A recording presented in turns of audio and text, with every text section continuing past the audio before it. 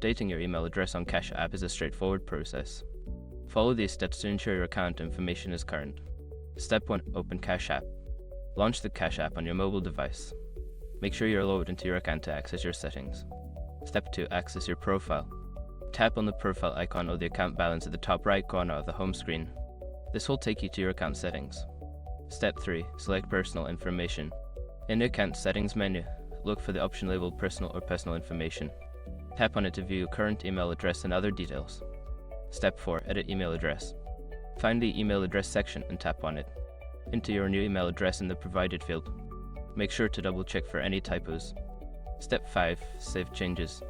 After entering your new email address, look for a Save or Update button and tap it. You may receive a confirmation email to verify the change, so check your inbox.